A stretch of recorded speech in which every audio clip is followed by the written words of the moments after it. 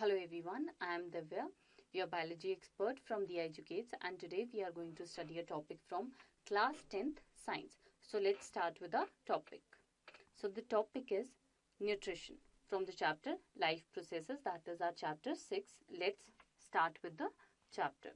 So इसमें जो हमें यहाँ पे डायग्राम दिख रहा है, इसमें हमें क्या दिख रहा है? इसमें हमें बहुत सारी वेजिटेबल्स दिख रही हैं, बहुत सारे फ्रूट्स दिख रहे हैं, और इन चीज़ों को देख के पता लगता है कि we are going to talk about food in this slide.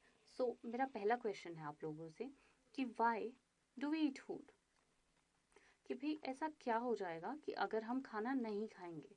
Because हम दिन में देखो कितनी बार खाना खाते हैं, हम 3 बार तो फिक्स खाना खाते हैं. तो ऐसी क्या रिक्वायरमेंट है हमारी बॉडी को कि अगर हम खाना नहीं खा रहे और तो हमारी बॉडी में एक्चुअली में क्या होगा. सो जब हम खाना खाते हैं तो वी गेट चार्ज अप और हमारी बॉडी एनर्जी से भर जाती है. So that means we gain energy from food. और ऐसा क्यों होता है? क्योंकि हमारे फूड में न्यूट्रिएंट्स प्रेजेंट होते हैं जो हमें न्यूट्रिशन प्रोवाइड करते हैं. बट अगर हम दूसरा केस देखें कि अगर हम खाना नहीं खा रहे तो क्या होगा? When we don't eat food या हमें कुछ टाइम तक खाना नहीं मिलता है किसी भी वजह से, तो हमें क्या होता है, हम बहुत थके थके होते हैं, हमारी बॉडी में बिल्कुल एनर्जी नहीं होती, हम बहुत फिटीग्ड रहते हैं. So we are tired all the time without any energy, यानी हमारे पास कोई एनर्जी नहीं है to perform the day to day task that we do. So इसीलिए हमारा खाना खाना बहुत ज़्यादा इम्पोर्टेंट है, because we get nutrition from our food and it is very important for gaining energy to do all the activities that we are doing in our day to day life. अब हम देखते हैं कि इस topic के अंदर, nutrition के अंदर, हम कौन से सब टॉपिक्स पढ़ने वाले हैं. और जैसे हमने तो चलो खाना खा लिया, तो आपने कभी सोचा है कि हमारी बॉडी में एक्चुअली में होता क्या है, कि उस खाने के साथ हमारी बॉडी करती क्या है जिसकी वजह से हमें सारे न्यूट्रिएंट्स भी प्रोवाइड हो जाते हैं, हम ग्रो भी करते हैं और हमारे पास एनर्जी भी होती है सारे डे टू डे टास्क को परफॉर्म करने के लिए. तो ये सारे क्वेश्चंस के आंसर्स हमें इस चैप्टर के इस पर्टिकुलर टॉपिक में मिलेंगे. So let's move on. तो लिस्ट ऑफ टॉपिक्स है. पहले हम इंट्रो देखेंगे, फिर हम मोड्स ऑफ न्यूट्रिशन देखेंगे, then digestive system of man, then we'll study nutrition in amoeba and then peptic ulcer, and at the last we'll be studying photosynthesis कि plants अपना खाना कैसे बनाते हैं. So let's start one by one और हम हमारा पहला टॉपिक स्टार्ट करते हैं, that is our introduction. तो ठीक है, अब हमारी बॉडी में क्या होता है कि हमने खाना खा लिया, उसके बाद हमारी जो एनर्जी जो हमें एनर्जी मिलती है वो किस लिए मिलती है? कि हमारी बॉडी ने जितनी भी एक्टिविटीज परफॉर्म करनी हो, activities performed by our body, और इसको हम एक स्पेसिफिक नाम से जानते हैं, activities that are performed by our body या इनसाइड आवर बॉडी, उनको हम कहते हैं मेटाबॉलिक एक्टिविटीज. Metabolic activities. और ये जो मेटाबॉलिक एक्टिविटीज होती हैं ये मेनली 2 टाइप्स की होती हैं. एक हमारी होती है एनाबॉलिक, कि हमारी बॉडी में जितनी भी एक्टिविटीज हो रही हैं उनको 2 कैटेगरी में हमने डिवाइड किया है, एक एनाबॉलिक, और जो दूसरी एक्टिविटी हमारी होती है उसको हम कहते हैं कैटाबॉलिक. अब इनमें डिफरेंस क्या है? इधर हम एनाबॉलिक के लिए लिख लेते हैं और उधर हम कैटाबॉलिक के लिए लिख लेते हैं, इधर, या ऐसा कहते हैं यहीं लिख लेते हैं. ठीक है, तो ये कैटाबॉलिक. अब एनाबॉलिक. अब एनाबॉलिक एक्टिविटी, जिस बॉडी में कोई ऐसी एक्टिविटी हो रही हो जिसमें कुछ भी बन रहा है, कुछ भी फॉर्मेशन हो रही है या सिंथेसिस हो रही है, यानी हमारी बॉडी कुछ सिंथेसाइज कर रही है. तो कुछ भी अगर सिंथेसिस हो रही है तो उसको किस के अंडर हम कैटेगराइज करते हैं? एनाबॉलिक एक्टिविटीज के अंदर. सो सिंथेसिस ऑफ एनीथिंग या all activities that involve synthesis are included under anabolic activities. अब कैटाबॉलिक, ऑब्वियसली इसका वो क्या होगा? ऑपोजिट, क्योंकि अगर एक में फॉर्मेशन हो रही है तो दूसरी एक्टिविटीज में क्या होगा? Break down. तो कोई भी ऐसी एक्टिविटीज हमारी बॉडी की जिसमें ब्रेक डाउन होता है या all activities that involve break down, तो उनको हम किसके अंडर कैटेगराइज करते हैं? We categorize them under catabolic properties. तो अब हम डेफिनेशन देख लेते हैं proper. It is the process of intake of food, खाने को अंदर लेना, to produce energy required for various metabolic activities of body. तो मेटाबॉलिक मैंने बता दिया, मेटाबॉलिक कोई भी एक्टिविटी जो हमारी बॉडी परफॉर्म कर रही है उनको हम मेटाबॉलिक एक्टिविटीज कहते हैं, और they are categorize in two, that is anabolic activities and metabolic activities. और इन्हीं दोनों एक्टिविटीज के लिए, अब चाहे तो वो कैटाबॉलिक है चाहे वो एनाबॉलिक है, इन दोनों एक्टिविटीज के लिए हमें एनर्जी चाहिए होती है, और जो एनर्जी हमें हमारे कहाँ से मिलती है, फूड से, इनटेक ऑफ फूड से. इसीलिए हम कहते हैं कि food is the basic necessity of a living organism. क्योंकि हमें नहीं पता कि भाई सारे रिच नहीं होते, सारी लग्जूरियस चीजें भी बहुत इंपॉर्टेंट होती हैं, बट कहते हैं ना वो रोटी कपड़ा मकान, तो उसमें फूड इज वेरी इंपॉर्टेंट, क्योंकि अगर हमारी बॉडी में एनर्जी होगी तो ही तो हम आगे कुछ काम कर पाएंगे. So that's why we say that food is the basic necessity of a living organism. So अब हम आगे देखते हैं, और ये साइड में हमें डायग्राम दे रखा है हमारे ह्यूमन डाइजेस्टिव सिस्टम का, जिसमें हमें दिखाया गया है कि जब हम इनटेक करते हैं, हम हमारे लिए तो हम यहाँ से माउथ से हमारा फूड एंटर हो रहा है, अब उसके अंदर कितना कॉम्प्लेक्स प्रोसेस हमारी बॉडी फॉर्म कर रही है या उसके साथ कर रही है जो खाना हमने खाया, हमें नहीं पता होता. एंड लास्ट हमें पता होता है कि जो हमारा एक्सक्रीटा है वो एक्सक्रीट आउट हो जाता है. तो अब इस टॉपिक के अंदर हम ये सब पढ़ेंगे कि हमारी बॉडी जब हम फूड खाते हैं तो क्या क्या फंक्शंस परफॉर्म होते हैं, कैसे उसको डाइजेस्ट किया जाता है, वो कैसे उसमें से न्यूट्रिएंट्स को निकालती है, और कैसे अनवांटेड वेस्ट को हमारी बॉडी से बाहर एक्सक्रीट आउट कर देती है. सो अब हम चलते हैं हमारे नेक्स्ट पे, दैट इज, अब हमें पता है कि हमने खाना खा लिया, और हमने हमारी छोटी क्लासेस में ये पढ़ा भी हुआ है that the food which we eat has nutrients in it which provides energy. और different type of nutrients mainly हमारे होते हैं carbohydrates, vitamins, proteins, fats, minerals. Carbohydrates हमें पता है they are the energy giving food, इनको हम एनर्जी गिविंग फूड कहते हैं. नेक्स्ट हमारे जो वाइटामिन्स होते हैं, वाइटामिन्स और मिनरल्स, ये क्या करते हैं, ये रिक्वायर्ड होते हैं हमारे जो ऑर्गन्स की प्रॉपर फंक्शनिंग के लिए. अगर हमें जैसे इनकी डेफिशिएंसी हो जाती है, जैसे अगर हमें विटामिन ए की डेफिशिएंसी हो जाती है तो we are not able to see properly, या वी कैन ऑल्सो बी, हमें नाइट ब्लाइंडनेस भी हो सकती है. और जो हमारे प्रोटीन्स हैं they are called our body building food, ये मेनली हमारी ग्रोथ में हेल्प करते हैं, so they are known as body building food.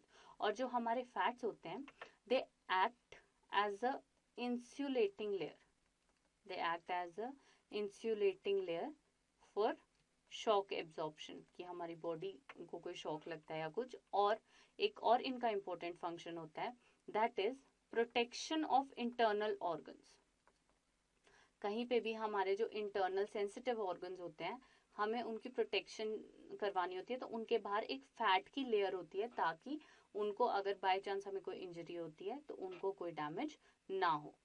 ठीक है, अब जैसे ये दो डायग्राम्स हमें दिख रहे हैं कि ये वाला जो डायग्राम है, इसमें जो हमें सारा खाना दिख रहा है that is a proper balanced diet, कि इसमें हमें सारे equal proportion of carbohydrates, vitamins, proteins, fat, minerals सब हैं.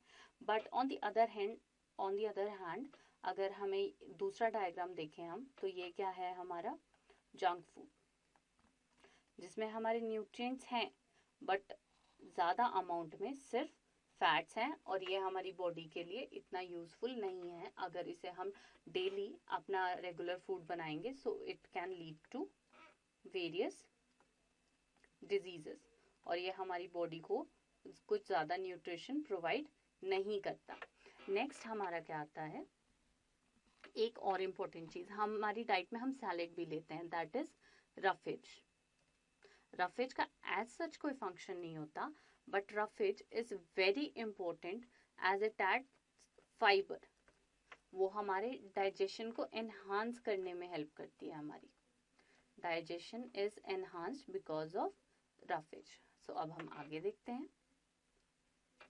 तो हमारे पास टाइप्स ऑफ न्यूट्रिशन में दो तरह के न्यूट्रिशन है, एक हमारा ऑटोट्रॉपिक और एक हमारा हेटरोट्रॉपिक न्यूट्रिशन। अब हमारा जो ऑटोट्रॉपिक न्यूट्रिशन है, ऑटो का मतलब क्या होता है? ऑटो का मतलब सेल्फ। तो ये हमारा नाम ही सजेस्ट कर रहा है, ये उन ऑर्गेनिजम्स में होगा जो अपना खाना खुद बना सकते हैं। सो ऑर्गेनिज्म, इसमें हम कह सकते हैं organism which can make their own food. ये किसी पे डिपेंडेंट नहीं होते खाने के लिए, they make their own food. और इसमें सारे ग्रीन प्लांट्स आते हैं। अब ग्रीन प्लांट्स क्या करते हैं, उनमें एक पिगमेंट होता है जिसे हम कहते हैं क्लोरोफिल।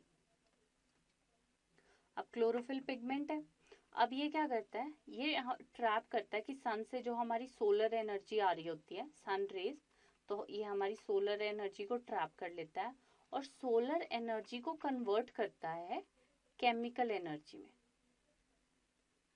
ठीक है, यानी हमारे फूड की फॉर्मेशन कराता है।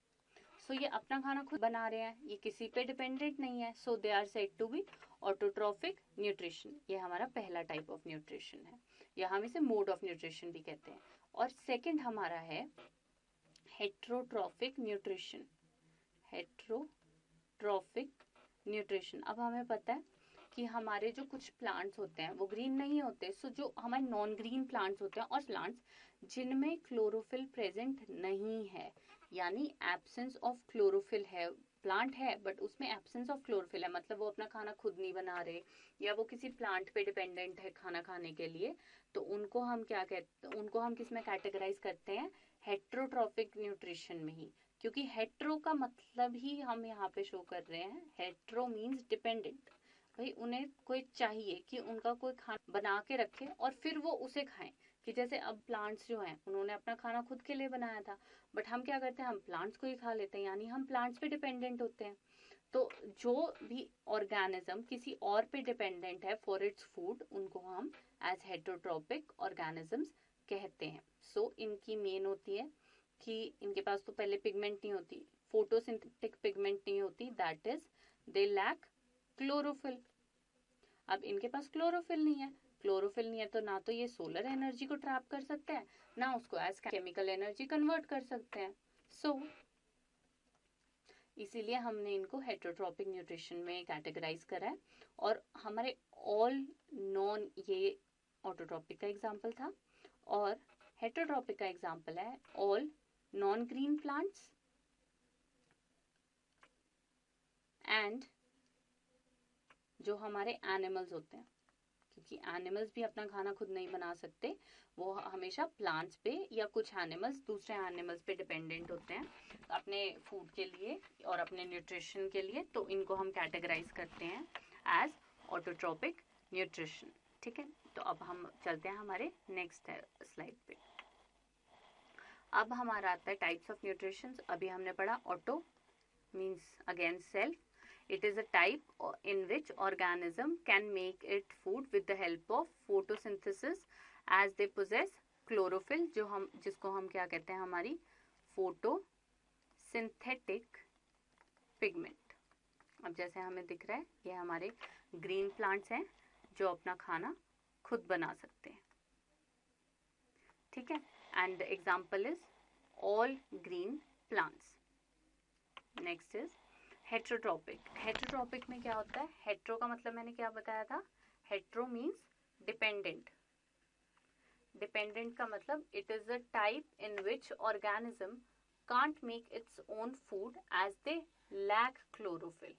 All non green plants and animals की, जैसे देखो ये हमारे ग्रीन प्लांट्स है, डायग्राम में दिख रहा है हमें. इन्होंने क्या किया, ये सन की एनर्जी है, सोलर एनर्जी, सोलर एनर्जी को ट्रैप करके, solar energy is trapped and converted into chemical energy, यानी उन्होंने अपने लिए खाना बना लिया. फिर ये एक हमारा हेट्रोट्रॉप है, इसने क्या किया, दैट इज रैपिड. अब ये तो खाना बना नहीं सकता क्योंकि ये सोलर एनर्जी जो है ये ट्रैप नहीं कर पा रहा, क्योंकि इसमें वो फोटोसिंथेटिक पिगमेंट है ही नहीं. तो इसने, ये जो ऑटोट्रॉप्स थे, इसी को अपना फूड बनाया यानी ये किसी पे डिपेंड हुआ अपने खाने के लिए, सो इसको कैटेगराइज किया जाता है एज हेट्रोट्रॉफ। तो हमारे दो तरह के न्यूट्रिशन हमने पढ़े हैं, ऑटोट्रॉपिक और heterotrophic. So let's move on. अब नेक्स्ट हमारे जो हेट्रोट्रॉप्स हैं वो अलग अलग तरह के मोड्स दिखाते हैं फॉर ऑब्टेनिंग फूड, कि भाई एक तो डायरेक्टली जाके खा लेना, एक कोई एंजाइम सिक्रीट करना, एक किसी के ऊपर चिपक ही जाना। सो ये डिफरेंट मोड्स की वो अपना खाना लेते कैसे हैं, तो उसके हिसाब से हमने उन्हें कैटेगराइज किया as parasites, as saprophytes and some show holozoic mode. ठीक है, अब जैसे हमारा मैन है, ये कौन सा मोड शो करता है, होलोजोइक। ये हमारे लाइसेस हैं जो हेयर में लगे हुए हैं, ये क्या है हमारे पैरासाइट्स।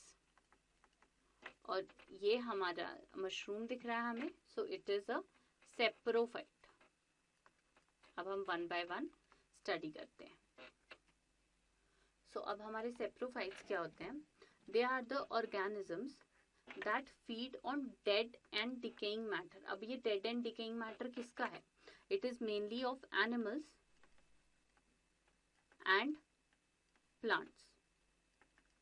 कि मतलब मॉइस्चर मिला इन्हें, डेड या डिकेइंग ऑर्गेनिज्म मिला, उस पे ये फीड करके अपना खाना बनाते हैं। जैसे एग्जांपल हो गया फंजाई। फंजाई में क्या होता है कि जैसे आप लोगों ने देखा ही होगा कि जैसे अगर एक ब्रेड का पीस है, ठीक है, ये ब्रेड का पीस है, अगर कुछ टाइम तक ये ऐसे ही पड़ा रहता है या थोड़ा बहुत वेट हो जाता है, इस पे मॉइस्चर मिलता है, तो इस पे हमें ना white white white white white ऐसे ग्रीनिश सी ना कुछ ग्रोथ देखने को मिलती है। जैसे हम कहते हैं कि क्योंकि हमारी मदर्स अगर हम देख लेते तो कहते हैं नहीं नहीं नहीं नहीं इसको फूई लग गई है, तो इसको फूई लगी है, और वो फूई लगी है दैट मीन्स वो खराब हो गया है। और वो ऐसा क्यों होता है कि वो कहते हैं कि इस पे ग्रोथ ऑफ ऑर्गेनिज्म हो चुकी है, ग्रोथ ऑफ ऑर्गेनिज्म। और वो ऑर्गेनिज्म हमारा कौन सा होता है, दैट इज फंजाई।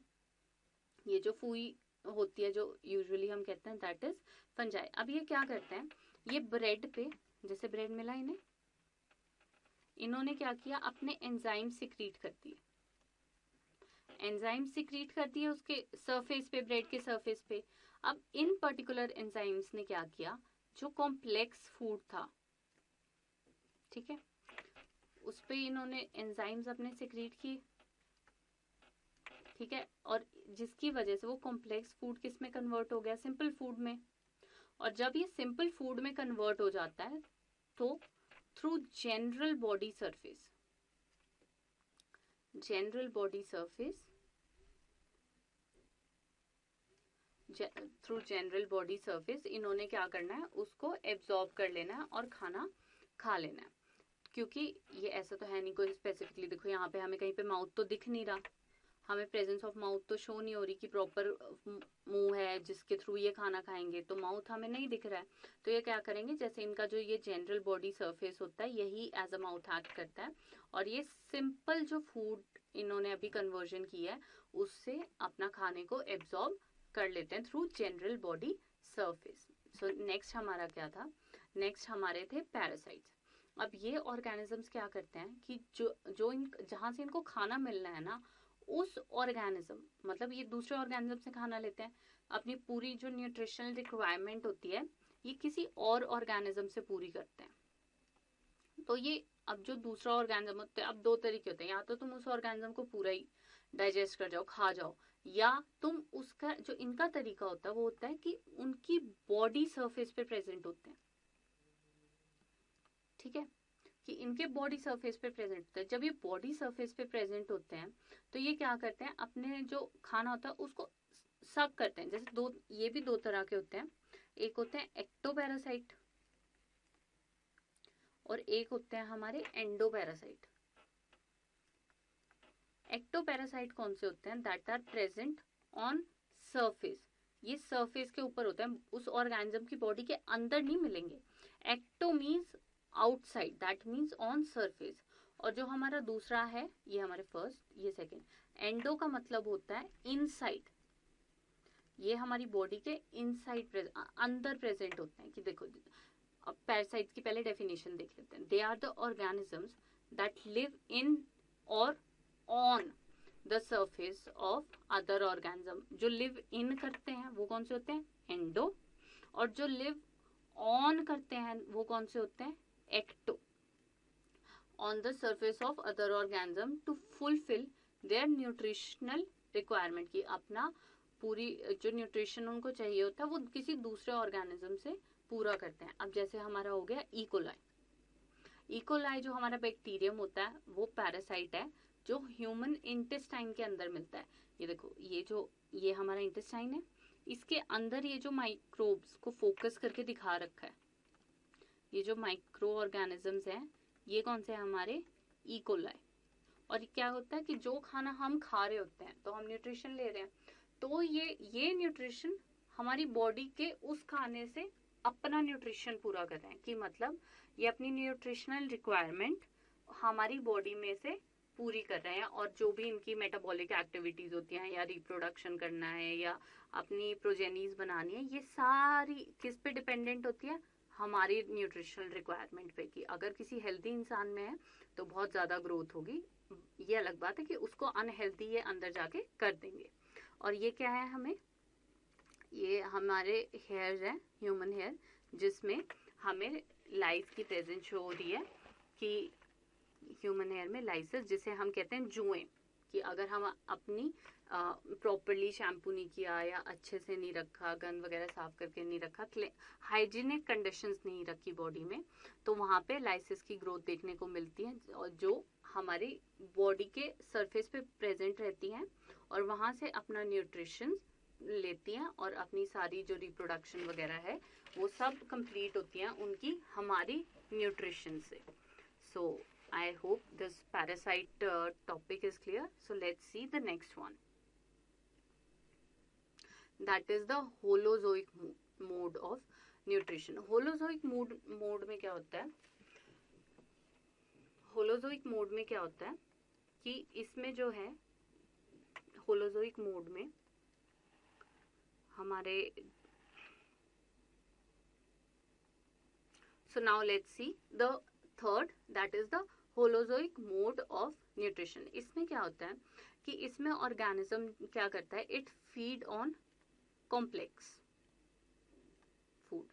क्योंकि अब जो हम पीछे पढ़ के आए उसमें कॉम्प्लेक्स फूड को हमेशा सिंपल में कन्वर्ट किया जाता था. कि देखो, जैसे ये सेप्रोफाइट थी, इसने भी पहले सिंपल में कन्वर्ट किया और फिर उसके बाद आगे सिंपल में कन्वर्जन इसने भी सिंपल फूड में कन्वर्ट किया.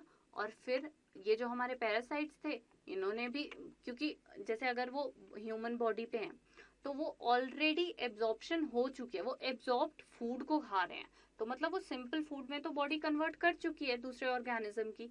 तो ये दोनों जो सेप्रोफाइट्स और पैरासाइट्स थे वो सिंपल फूड पे फीड कर रहे थे. बट जो हमारा होलोजोइक मोड होता है न्यूट्रिशन का, उसमें क्या होता है? They feed on complex food. अभी कॉम्प्लेक्स फूड पे फीड करते हैं तो इसमें 5 स्टेप्स होते हैं मेनली इनके. ठीक है, पहला होता है इंजेशन. इंजेशन मतलब ये खाने का इंटेक करेंगे. नेक्स्ट होता है इनका डाइजेशन, कि जो इंटेक फूड था उसकी डाइजेशन होगी. देन इट इज एब्जॉर्प्शन, कि खाना और जो न्यूट्रिएंट्स वगैरह थे उस फूड में वो एब्जॉर्ब होंगे. देन एसिमिलेशन, कि जो एब्जॉर्ब्ड फूड था उसकी अब यूज किया जाएगा by the cell. And egestion, कि जो भी अनवांटेड सब्सटेंस था या फूड में हमें नहीं चाहिए था, that is moved out of the body of the organism. तो this is the holozoic mode and it is followed by man, that is us.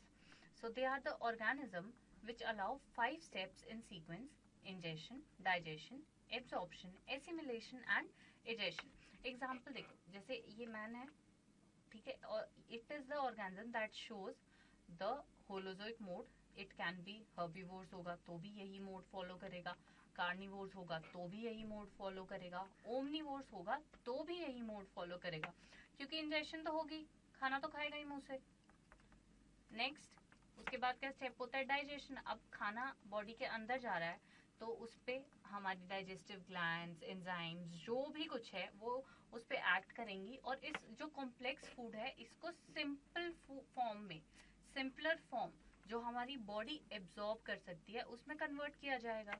Then absorption होगी, जो अब सिंपलर फॉर्म में तो कन्वर्ट हो गया, बट हमारी बॉडी को एब्जॉर्ब भी तो करना पड़ेगा ना, ताकि वो उसका जो भी न्यूट्रिशन है वो हमारी बॉडी को लगे। कोई फायदा ही नहीं कि सिर्फ डाइजेस्ट करके बैठे।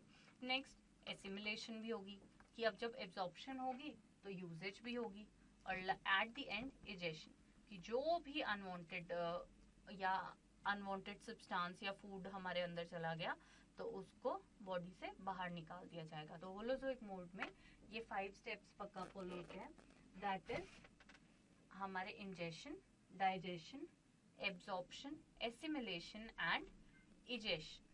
ठीक है, so this is all about holozoic mode. अब हम नेक्स्ट देखते हैं कि ये है हमारा डाइजेस्टिव सिस्टम ऑफ मैन, कि हमारे जो मैन का डाइजेस्टिव सिस्टम है उसमें क्या क्या इंक्लूडेड किया जाता है। देखो, मैन हमारा एक हेटेरोट्रॉप है। हेटेरोट्रॉप मीन डिपेंडेंट है किसी और के खाने पे, कि जैसे ऑटोट्रॉप खाना बनाएंगे, ये उसको खाएगा और फिर अपना न्यूट्रिशन उसमें से लेगा।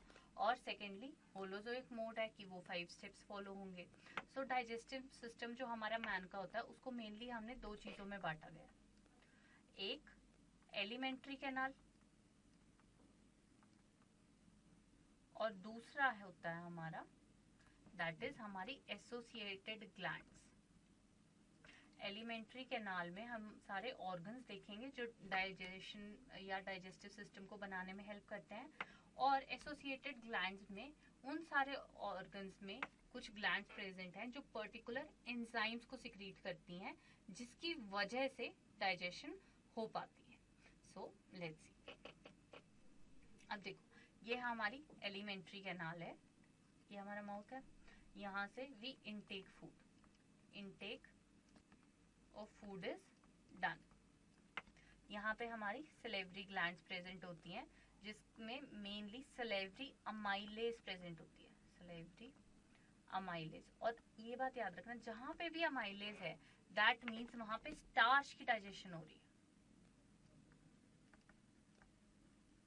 अमाइलेज हमेशा स्टार्च की डाइजेशन कराती है, और यहाँ पे हमारा जो 30% ऑफ स्टार्च होता है वो हमारे माउथ में डाइजेशन स्टार्ट हो चुकी होती है। नेक्स्ट हमारी ईसोफेगस, ये देखो ये जो ट्यूब जा रही है ईसोफेगस, इसको हम क्या कहते हैं, फूड पाइप। देन ये फूड पाइप नेक्स्ट आती है स्टमक पे, which is J shaped.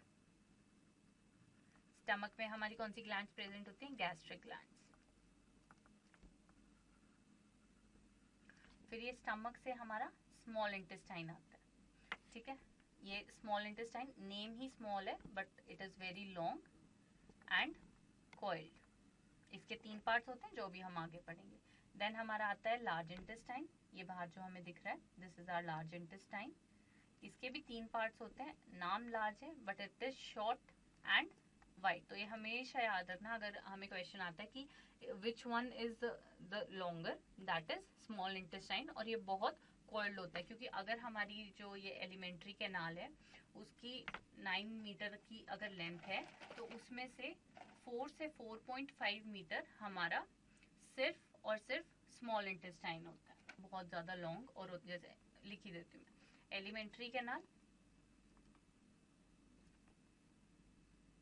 if it is 9 meter long, if it is 9 meter long, so जो हमारा small intestine है, small intestine, it is 4.5 to 5 meter long। ठीक है, तो मतलब मोस्ट पार्ट हमारा स्मॉल इंटेस्टाइन बनाता है, और सबसे ज्यादा यहाँ पे डाइजेशन यहीं पे होती है स्मॉल इंटेस्टाइन में। फिर उसके बाद हमारा आता है पैनक्रियाज। देखो ये रहा, ये पीछे ये वाला स्ट्रक्चर दिख रहा है दैट इज पैनक्रियाज। ये जो येलो किया है मैंने, it is pancreas. Pancreas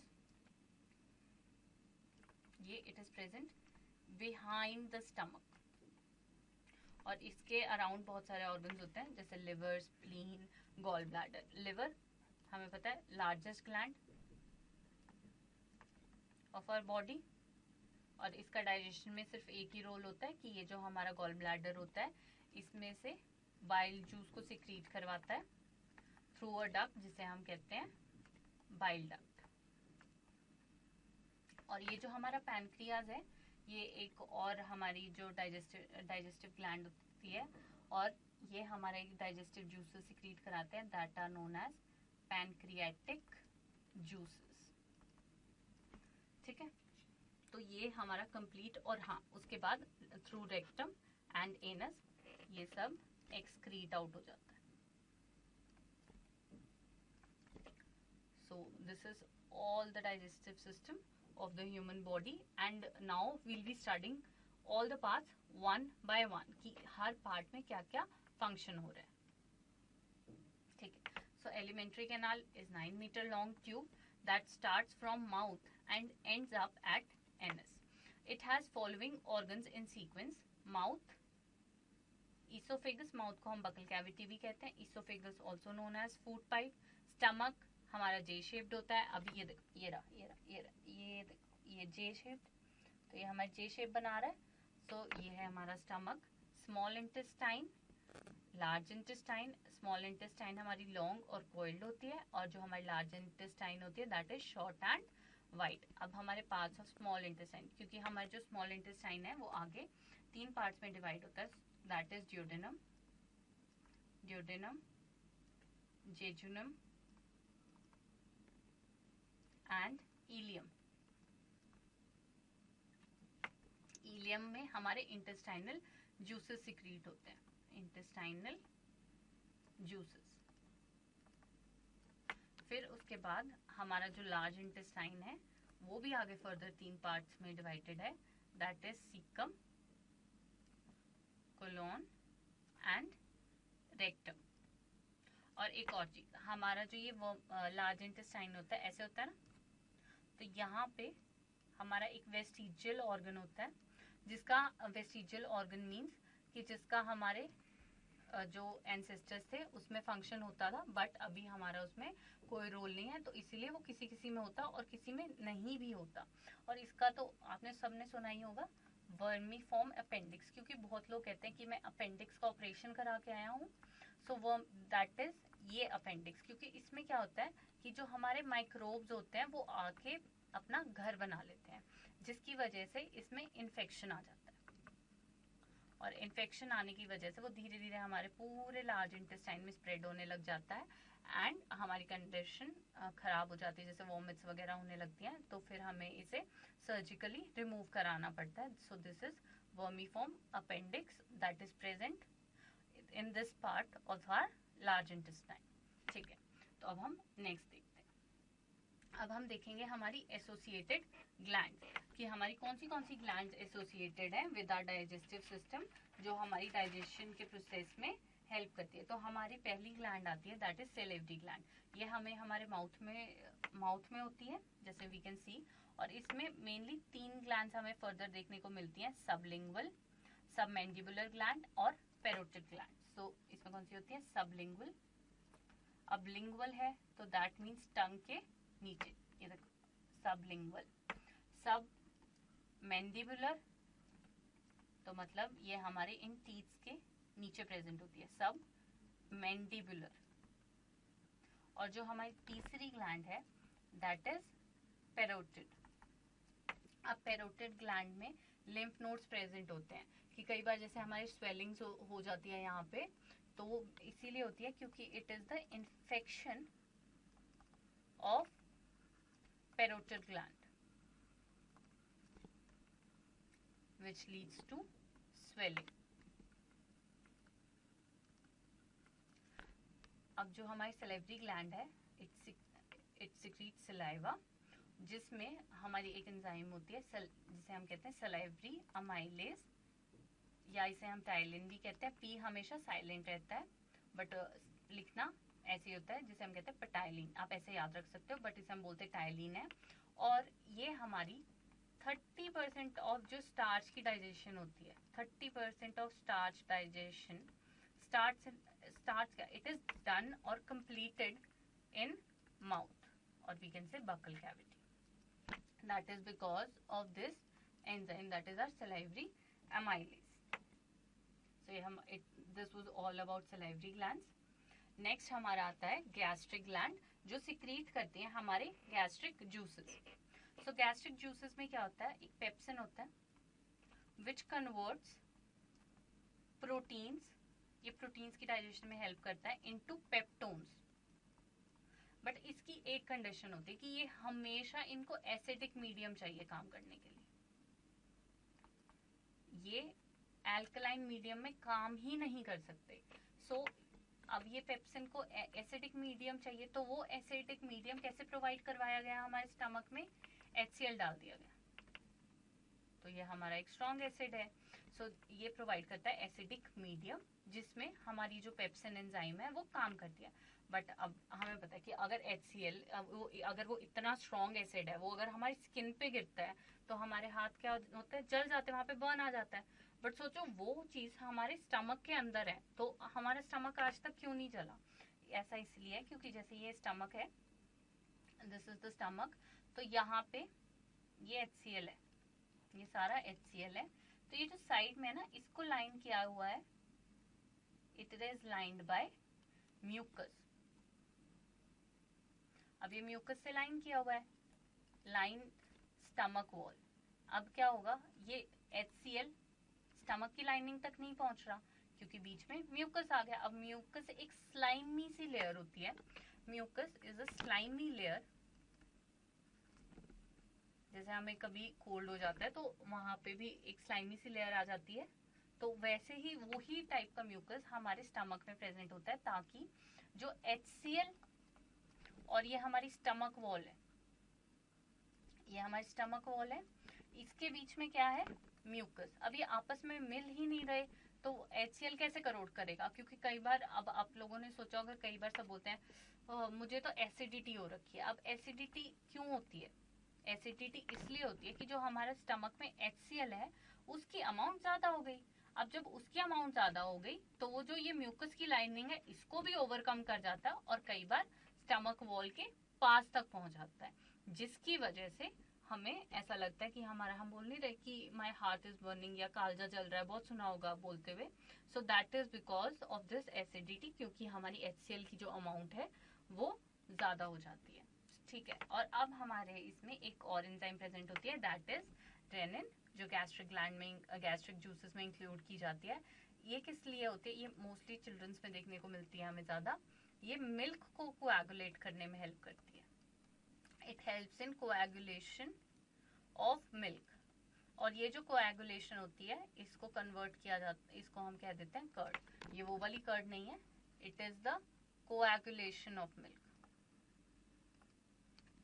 coagulation of milk.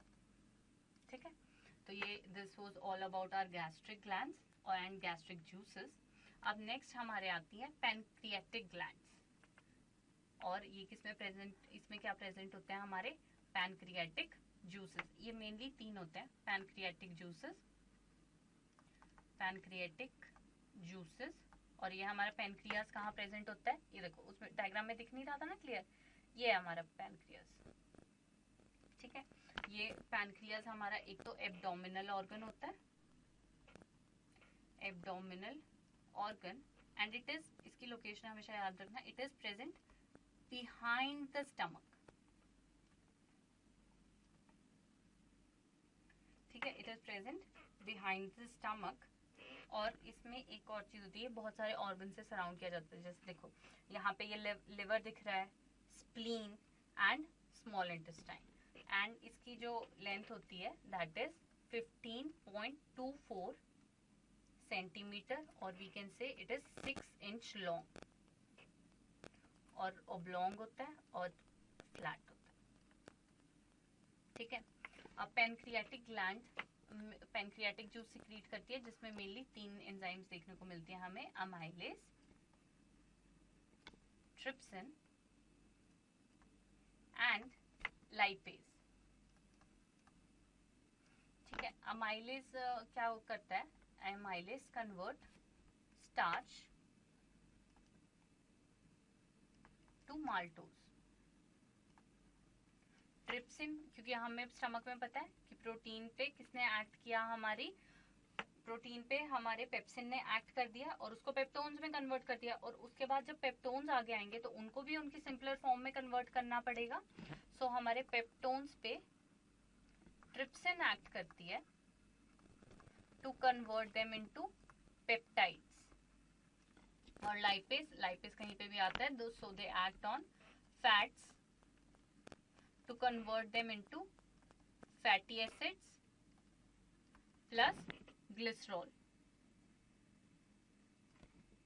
ठीक है, सो ये तीन हमारे पैनक्रियाटिक जूसेस के एंजाइम्स होते हैं जो ये कन्वर्जन करते हैं. अमाइलेज मैंने बताया था वो हमेशा स्टार्च पे एक्ट करेगी. अब जैसे माउथ में हमारी सलाइवरी अमाइलेज थी तो वहां पे भी स्टार्च पे एक्ट हुआ, पर वहां पे सिर्फ 30% स्टार्च की डाइजेशन हुई थी.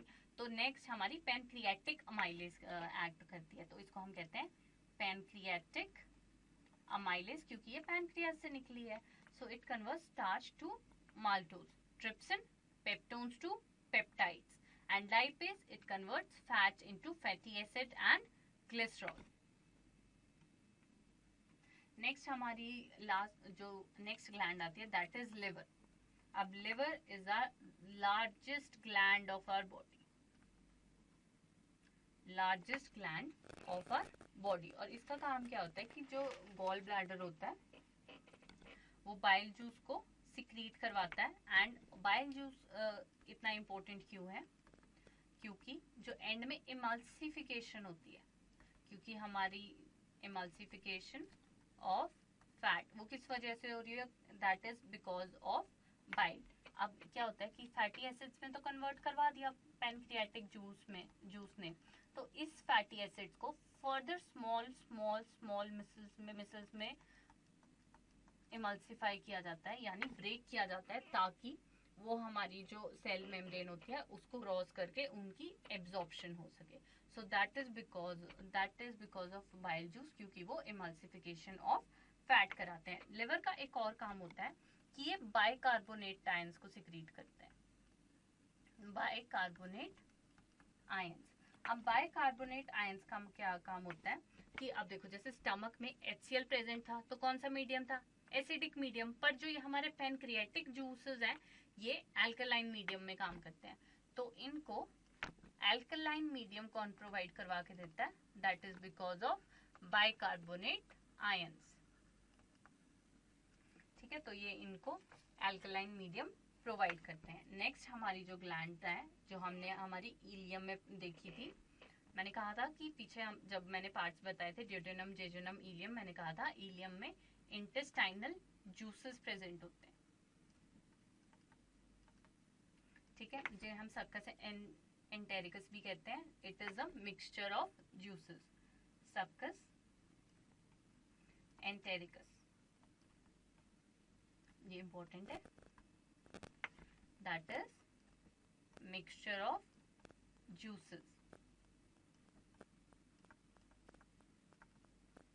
अब ग्लैंड्स ऑफ इलियम देख लेते हैं हम, क्या क्या ग्लैंड्स होती हैं. एक होती है में इसमें इरिप्सिन, जिसका काम क्या होता है कि जो पेप्टाइड्स थे उनको फर्दर ब्रेक डाउन करना है अमाइनो एसिड्स में. So peptides are broken down with the help of erepsin into amino acid, the simplest form of proteins.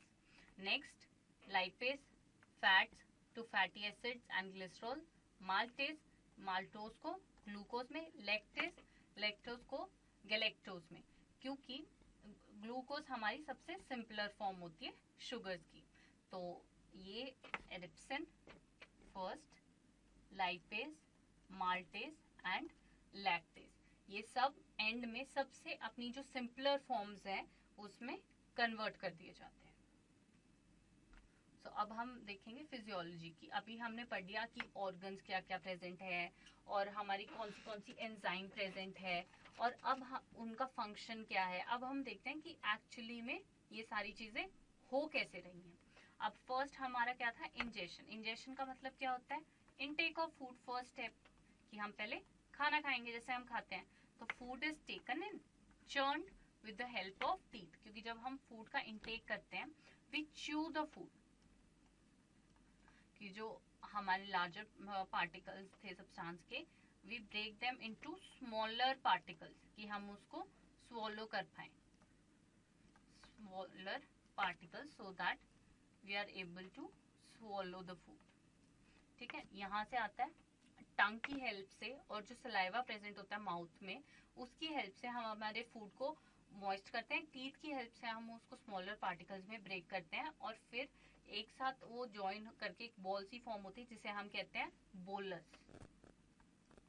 Bolus is formed जो आगे ईसोफेगस में एंटर करता है। और मैंने क्या बताया था कि माउथ में हमारी कितनी परसेंट डाइजेशन हो जाती है, that is 30% of starch is digested by salivary amylase. ठीक है, अब नेक्स्ट देखते हैं, ये इंजेक्शन था। इंजेक्शन के बाद digestion. In mouth saliva is secreted through salivary glands that contains amylase, salivary amylase which starts the digestion of starch. कितनी परसेंट हो जाती है, 30%. The masticated food is rolled into bolus. जो हमने फूड खाया, broken into smaller particles, broken into smaller particles. और इसमें saliva भी होता है, plus saliva, and with the help of the tongue it is rolled up into a circular form जिसे हम कहते हैं bolus and it is swallowed. फिर हम इसको swallow कर लेते हैं। और जो हमारे फूड आइटम्स होते हैं कि देखो, जैसे अब ये पाइप है, ठीक है, और ये हमारा बोलस है, suppose this is the bolus. अब यहाँ से आ रहा है, यहाँ से swallow कर लिया, बट यहाँ तो अटक जाना चाहिए क्योंकि पाइप है, बट नहीं, क्या होता है पेरिस्टालसिस मूवमेंट में। अब आपने देखा है कोई चीज कभी फंस जाती है तो हम क्या करते हैं, पहले उसे पीछे से प्रेशर लगाते हैं, ठीक है। अब देखो, जैसे तो पीछे से प्रेशर लगा लगा के आगे करते हैं, तो फूड पाइप का भी यही काम है। जैसे ये आया, अब यहाँ पे अटका है ना, तो पीछे से वो ऐसे छोटी हो जाएगी, ऐसे। अभी पीछे से प्रेशर लगे तो वहां से आगे धक्का दे दिया। अब नेक्स्ट, अब यहाँ से, तो इसको कहते हैं पेरिस्टालसिस मूवमेंट। जब पीछे से ऐसे हम दबा दबा के उस चीज को आगे लेके जाते हैं, so that is known as peristalsis movement या पेरिस्टाल्टिक मूवमेंट ऑफ ईसोफेगस। यहाँ से, ये देखो, ये डायग्राम में यहाँ से हमारा खाना आता है and then it enters into stomach. अब स्टमक में क्या होता है, हमारे गैस्ट्रिक जूसेस प्रेजेंट होते हैं, दे आर सिक्रीटेड म्यूकस जो लाइन करता है स्टमक वॉल को ताकि वो करोड ना हो जाए HCl से। HCl ये हमारा एसिडिक मीडियम प्रोवाइड करता है ताकि हमारी जो पेप्सिन है वो हमारे प्रोटीन्स पे एक्ट करके उनको पेप्टोन्स में कन्वर्ट कर सके। और rennin it changes milk to curd, curd that means coagulate milk. ये क्या करती है, कोएगुलेट मिल्क। अब जो फूड है हमारा, कहते हैं कि जो हम खाना खाते हैं it remains about 3 hours. 3 hours तक ये हमारे स्टमक में ही प्रेजेंट होता है and then it is passed into duodenum. यहाँ पे रहेगा 3 आवर्स तक, जो भी डाइजेशन का प्रोसेस होना होगा और फिर आगे, ये देखो, ये हमारा स्मॉल इंटेस्टाइन है ना, ये जो येलो मार्क किया है मैंने, तो यहाँ पे हमारे फूड को पास ऑन कर दिया जाएगा। ठीक है, अब इसमें से हमारे क्या क्या की टेक अवेज थे, म्यूकस, HCl, पेप्सिल एंड रेनिन के सारे हमें फंक्शंस पता थे।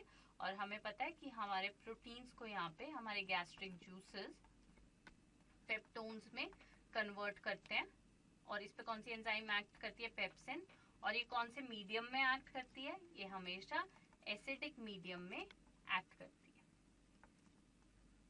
ठीक है, और हमें पता है एक और चीज कि जैसे हमारा स्टमक है ना, ये देखो, इसके यहाँ पे स्फिंक्टर प्रेजेंट होता है। स्फिंक्टर जो जब खाना लेना होता है तो वो ओपन हो जाता है और जैसे ही फूड हमारा एंटर कर जाएगा ये क्लोज हो जाएगा। और ऐसा ही स्फिंक्टर हमारा यहाँ प्रेजेंट होता है। अब इसका काम क्या होता है कि जैसे ही वो आगे जाएगा तो ये क्लोज हो जाएगा कि वापस हमारा जो फूड है वो रिगर्गिकेट करके पीछे ना चला जाए। जैसे हमारे हार्ट में वाल्व्स प्रेजेंट होते हैं कि ब्लड का बैक फ्लो को प्रिवेंट करते हैं, ब्लड के बैक फ्लो को प्रिवेंट करते हैं, ऐसे ही इसमें हमारे स्फिंक्टर्स प्रेजेंट होते हैं ताकि हमारा खाना वापस ना जा पाए। और वॉमिटिंग में जब हम वॉमिट करते हैं कि हमारा खाना वापस आ जाता है, तो ऐसा ही होता है कि स्फिंक्टर हमारा अच्छे से क्लोज नहीं होता है। जैसे हम ट्रैवल कर रहे हैं तो हमने कुछ खाया, हमारा स्फिंक्टर अच्छे से क्लोज नहीं हो पाया, जिसकी वजह से हमारा खाना वापस आ गया, मतलब हमारे खाना का बैक फ्लो हो गया and it moves out through our mouth, जिसे हम कहते हैं कि वॉमिट हो गई। सो ये यूजुअली या तो ये हमें ट्रैवलिंग के टाइम होती है कि हमारे स्फिंक्टर अच्छे से क्लोज नहीं हो रहे, बट अगर कई बार रेगुलर हो रही है, कोई डिजीज होगा, या सेकेंडली कि मतलब हमारा जो स्टमक का स्फिंक्टर भी कभी कभी खराब हो जाता है, जिसकी वजह से हमें यूजुअली वॉमिटिंग्स हो सकती है। तो ये सारा प्रोसेस होता है हमारा स्टमक में, और खाना कब तक रहता है हमारे स्टमक में? That is for 3 hours. अब नेक्स्ट हमारा है कि जो हमारा फूड था वो 3 आवर्स तक स्टमक में था, और फिर वहां का किस में पास हो गया था? ड्यूडेनम में। और वो जिस फॉर्म में पास होता है, क्योंकि माउथ से क्या कन्वर्ट हुआ था? बोलस। बोलस पास हुआ ईसोफेगस में, ईसोफेगस से आया स्टमक में। अब जो स्टमक में जितने भी इस पे एंजाइम्स ने एक्ट किया, तो अब इस फूड को हम जो नेम देते हैं दैट इज काइम। तो हमारे स्मॉल इंटेस्टाइन में कौन सी फॉर्म फूड की जाती है? That is crime.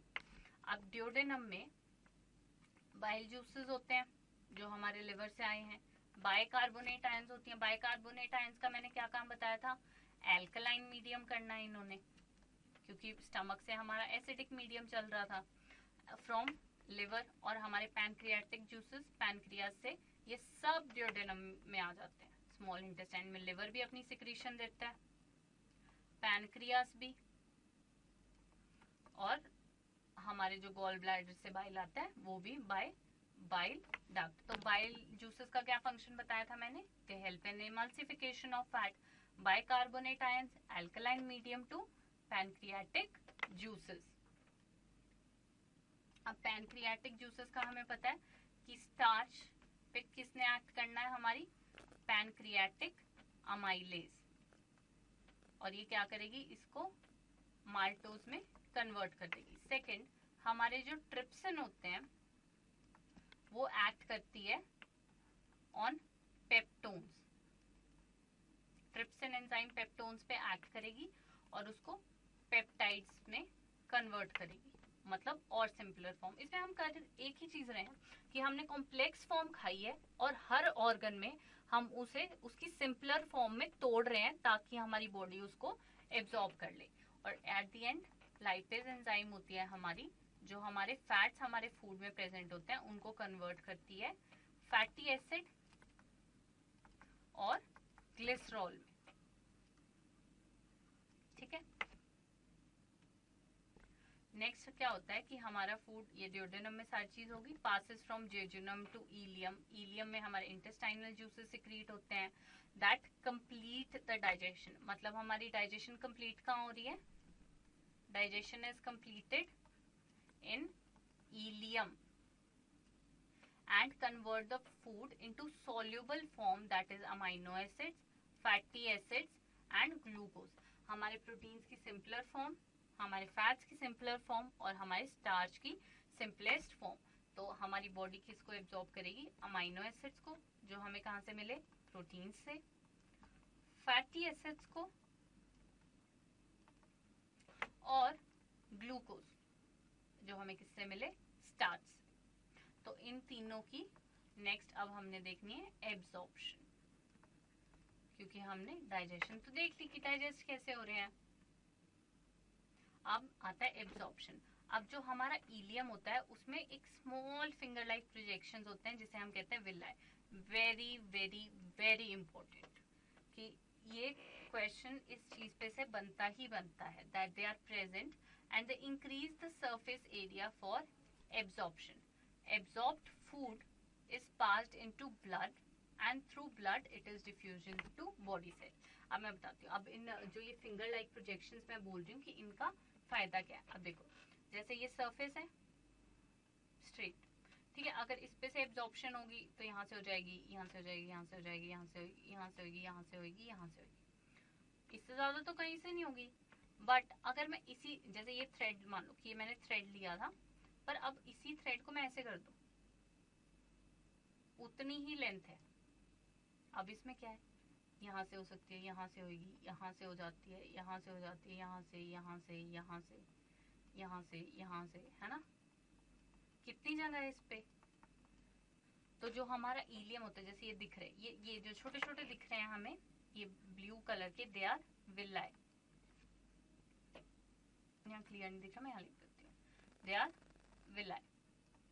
सो ये हमारी स्मॉल फिंगर लाइक प्रोजेक्शन है, ताकि जो हमने खाना एब्जॉर्ब किया, अब अगर ये सीधा ही रहता, अगर हमारे इलियम में अगर वो सीधा ही रहता तो कितना टाइम लगता, क्योंकि हम एक बार में जितना खाते हैं तो उसको एब्जॉर्प्शन को तो कितना टाइम लग जाता, और अगर इतनी लेट एब्जॉर्प्शन होगी तो हमें एनर्जी इतनी लेट मिलेगी, बट हमारे पास इतना टाइम नहीं है। तो क्या होता है, अब इसको ऐसे कर दिया, फिंगर लाइक प्रोजेक्शन। अब वही चीज इतनी जगह से एब्जॉर्ब हो रही है, सो अब surface area of absorption increase हो गया। अब जो एब्जॉर्ब्ड फूड है उसको ब्लड में पास किया जाता है। देखो ये एब्जॉर्ब्ड फूड है,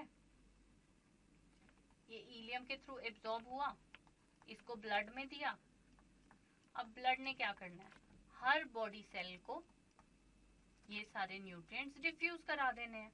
सो अब हमने खाना खाया, उसकी डाइजेशन कराई, फिर उसकी एब्जॉर्प्शन हुई ब्लड के थ्रू, और ब्लड ने वो हर बॉडी सेल तक वो सारे न्यूट्रिएंट्स पहुंचा दिए।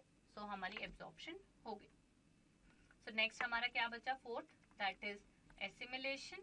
एसिमिलेशन क्या होता है कि जो हमारे बॉडी सेल्स में एनर्जी प्रोड्यूस हुई है फ्रॉम एब्जॉर्ब्ड फूड, और ये हम किस में देखेंगे, रेस्पिरेशन में,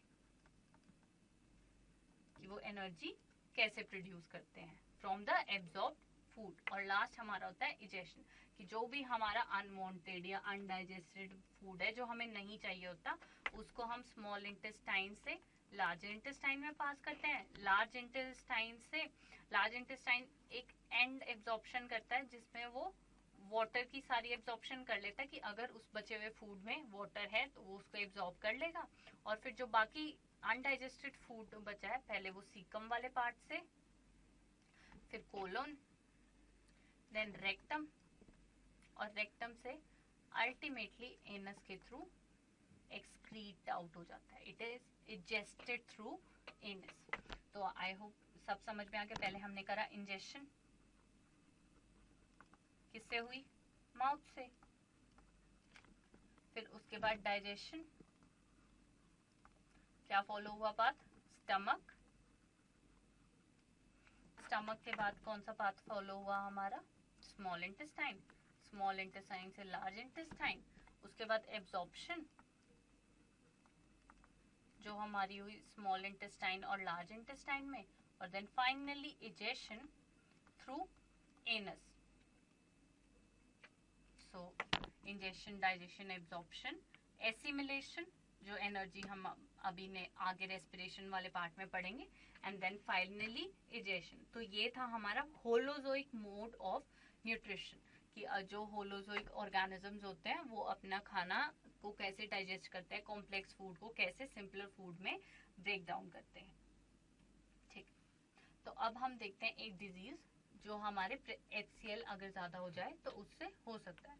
सो पेप्टिक अल्सर्स हमारे क्या होता है, इट इज अ डिसऑर्डर कि जब हमारी म्यूकस मेम्ब्रेन करोड हो जाती है due to acid effect, and it reaches the wall leading to ulcer. अब देखो, जैसे मैंने बताया था कि स्टमक है, यहाँ पे हमारा म्यूकस था और ये HCl था। अब क्या होता है कि जो हमारी HCl इतना हो गया कि उसने म्यूकस मेम्ब्रेन को भी करोड कर दिया। म्यूकस को तो करा ही करा, बट आगे जो हमारी स्टमक की वॉल है उस पे भी अपना इफेक्ट डाल दिया। क्यों, म्यूकस तो थोड़ा और बन जाता, बट जो हमारी स्टमक वॉल है उस पे भी ऐसे, ये देखो ये वाला है ना, इनको हम कहते हैं स्टमक अल्सर, क्योंकि एसिड और जो हमारी स्टमक की लाइनिंग है वो आपस में कांटेक्ट में आ गए। Acid and stomach lining comes in contact with each other, thus causing peptic ulcers। जो हमारा हेल्दी स्टमक होता है वो हमें ऐसे दिखता है, बट जो हमारे पेप्टिक अल्सर्स वाला स्टमक होता है वो ऐसे होता है कि यहाँ पे स्टमक में हमें ऐसे मार्किंग्स दिखती हैं, बिकॉज हमारा जो एसिड था दैट इज आर HCl, वो स्टमक की लाइनिंग के साथ कॉन्टैक्ट में आ जाता है और उसको करोड कर देता है, लीडिंग टू अल्सर्स। अब हम देख लेते हैं हमारा nutrition in amoeba, next part of our topic nutrition में। अब अमीबा का न्यूट्रिशन कैसे होता है कि अमीबा क्या करता है, वही चीजें अब उसको खाना दिखा, जैसे ये खाना दिखा, तो यहाँ पे ये क्या करेगा, पहले लोकेट करेगा फूड, लोकलाइजेस इट्स फूड। खाना लोकेट कर लिया उसने कहाँ पे है, अब धीरे धीरे क्या करेगा, pseudopodia, with the help of pseudopodia, ये फिंगर लाइक जो प्रोजेक्शंस है, इससे एक कप शेप बना देता है, cup shape with the help of pseudopodia, with the help of pseudopodia। आपने जो फूड होता है उसके अराउंड एक कप शेप बना देता है, और फिर धीरे धीरे ये जो सूडोपोडिया होते हैं ये आपस में ज्वाइन कर जाते हैं, कि जो हमें नेक्स्ट डायग्राम में दिख रहा है। और जैसे ही ये ज्वाइन करते हैं तो ये फूड पार्टिकल्स इसके अंदर ट्रैप हो जाता है, ये फूड पार्टिकल या ऑर्गेनिज्म जो भी है ये ट्रैप हो गया, और इसके साइड में एक वैक्यूल क्रिएट कर लेता है। तो ये सारा process is ingestion of food, और जैसे ही वो अंदर आता है, जैसे ये हुआ, तो इस पे एंजाइम्स एक्ट करती हैं, leading to digestion and absorption, ठीक है। और जिसकी वजह से जो अमीबा है वो अपना न्यूट्रिशन को ऑब्टेन कर लेता है फ्रॉम दी फूड। इसमें हमारे जैसा प्रोसेस नहीं होता, ये क्या करता है, धीरे धीरे सूडोपोडिया को अपने फूड के अराउंड लॉक करेगा, एक फूड पार्टिकल में एक फूड वैक्यूल क्रिएट होगा, और जैसे ही वो इंजेस्ट होंगे तो सारी एंजाइम सिक्रीट कर दी जाएंगी, ताकि वो कॉम्प्लेक्स फूड जो है वो सिंपलर सब्सटेंसेस में ब्रेक हो जाए और न्यूट्रिएंट्स की एब्जॉर्प्शन हो सके। So now next topic that we are going to study is photosynthesis। photosynthesis में क्या होता है कि सोलर एनर्जी ट्रैप की जाती है, solar energy is trapped with the help of photosynthetic pigment that is chlorophyll, जो हमने पढ़ी थी ऑटोट्रॉफिक मोड ऑफ न्यूट्रिशन में। और इस सोलर एनर्जी से हमारा फूड की फॉर्मेशन होती है, यानी chemical energy. So we can say that solar energy is formed or trapped to form the chemical energy, or solar energy gets converted into chemical energy in the process photosynthesis। So let's see, अब photosynthesis कैसे define किया जाता है। It is defined as the process of synthesis of food by green plants, क्योंकि उनके पास कौन सी pigment होती है, chlorophyll, with the help of CO2, H2O, chlorophyll in the presence of sunlight। अब देखो कार्बन डाइऑक्साइड हमारे एटमॉस्फेयर में प्रेजेंट होती है, वाटर प्लांट रूट से सॉइल से ले लेते हैं, सन एनर्जी एटमॉस्फेयर में प्रेजेंट है, that is our solar energy, chlorophyll सारे ग्रीन प्लांट्स में ऑलरेडी प्रेजेंट है, ठीक है। और फिर ये ग्रीन प्लांट, फिर क्या होता है, conversion of simplest form of sugar that is glucose।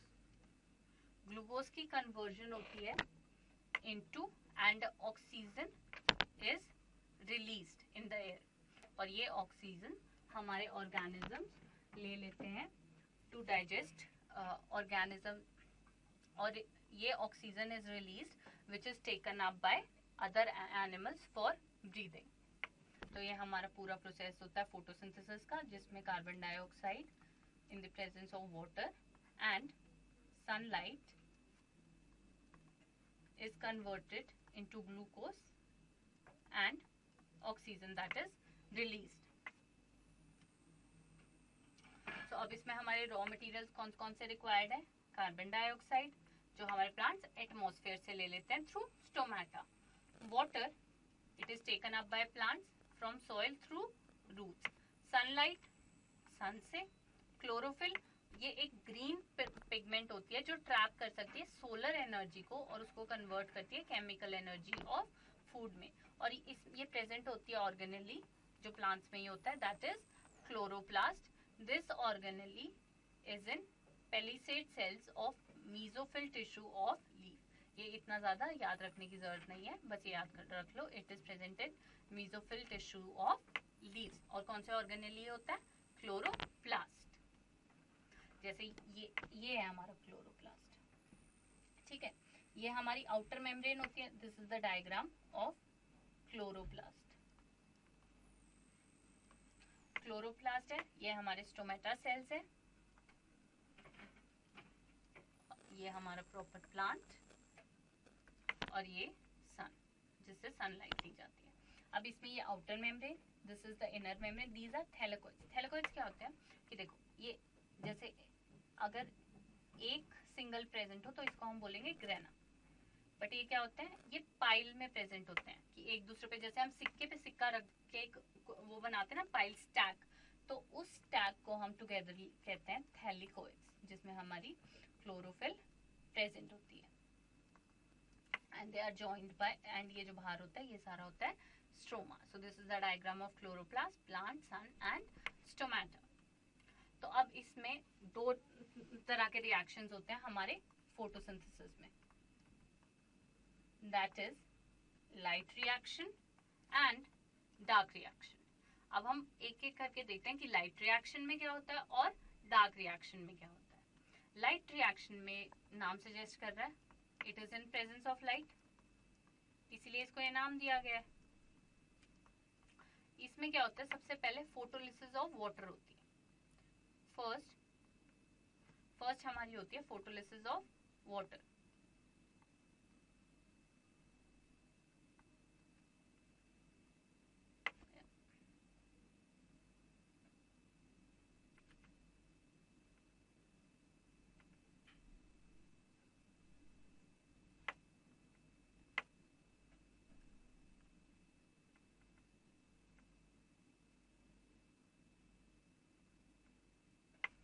First क्या होता है हमारा, दैट इज, इसमें फर्स्ट हमारा होता है photolysis of water. Photolysis, photo sun की प्रेजेंस में, लिसिस मतलब break down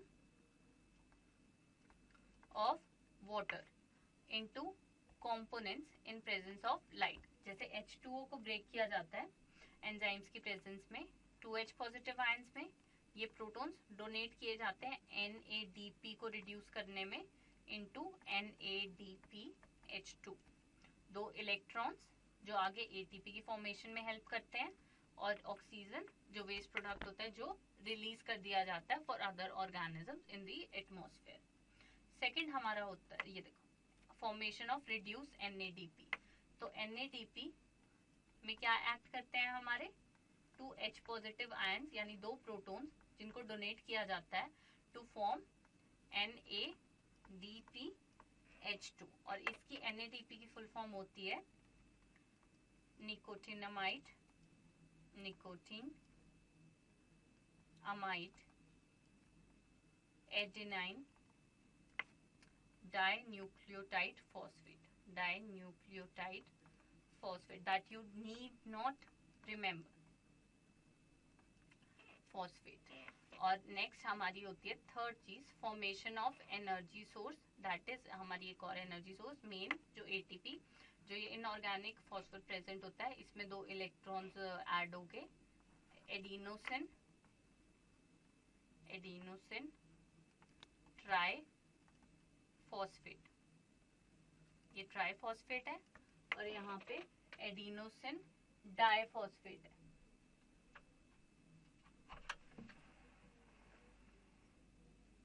Adenosine diphosphate. So this is diphosphate and this is triphosphate, that is formed in the presence of enol. Next is our dark reaction. Light reaction में ATP की formation होगी. Again the name suggests that it is in dark. It takes place in the absence of light. So this reaction is also called Kelvin-Benson cycle. In this जो हमारा CO2 है, it reacts with two molecules of NADP plus 3 molecules of ATP in the presence of biocatalyst RUBP. क्योंकि ये जो enzyme हमारी है, ये एक लिविंग ऑर्गेनिज्म में, so it is known as biocatalyst. और बायोकैटलिस्ट का क्या काम होता है कि कैटलिस्ट अगर ऐड किया जाता है तो वो हमारे रिएक्शन को फास्ट कर सकता है या उसको प्रोसीड करने में हेल्प कर सकता है, बट उसका खुद का कोई रोल नहीं होता. एट द एंड जब हमें प्रोडक्ट्स मिलते हैं तो हमें जितना कैटलिस्ट डाला था उतना ही अमाउंट वापस मिल जाता है, क्योंकि उसका खुद का रिएक्शन में कोई रोल नहीं होता. So the formation is of glucose ADP and NADP and यहाँ पे RUBP हमें जैसे पहले रिएक्टेंट में था वैसे ही प्रोडक्ट में मिल गया. और इसकी जो फुल फॉर्म होती है that is ribulose bisphosphate. क्योंकि हमें पता है कैटलिस्ट का खुद का कोई रोल नहीं होता रिएक्शन में. इट जस्ट फास्टन्स और helps the reaction to proceed. So this was all about the dark reaction. Or RUBP, it acts as a biocatalyst, that is increase the rate of reaction without undergoing any change in itself. Next है factors affecting photosynthesis. हमारा जो first factor होता है that is presence of light. क्योंकि अगर हमारी ज़्यादा light की intensity present होगी so ये इंक्रीज करती है लाइट इंटेंसिटी के साथ अनटिल CO2 अगर एक लिमिटिंग फैक्टर ना बने और हमारी ब्लू लाइट और रेड लाइट हमेशा ज्यादा इफेक्टिव होती है. सेकंड हमारा CO2, it also increases with increase in CO2 concentration but up to a certain level. उसके बाद इसका it has no effect on photosynthesis. Now the third point is water. It decreases with decrease in water content. अगर water की presence कम होगी तो ज़्यादा photosynthesis नहीं हो पाएगी. And the last is temperature, which is photosynthesis decreases with decrease in temperature. क्योंकि जो हमारी enzyme activity होती है, जो RUBP है या और enzymes हैं, they need an optimum temperature. Optimum temperature क्योंकि अगर उससे कम टेम्परेचर हो या उससे ज्यादा टेम्परेचर हो तो हमारी जो एंजाइम होती हैं या कैटलिस्ट होते हैं वो प्रोटीनेशियस होते हैं नेचर में. They are proteinaceous in nature और वो क्या करते हैं वो डीनेचर हो जाते हैं यानी वो अपनी एक्टिविटी परफॉर्म नहीं कर पाते. तो उन्हें एक पर्टिकुलर टेम्परेचर चाहिए अपनी एक्टिविटी को परफॉर्म करने के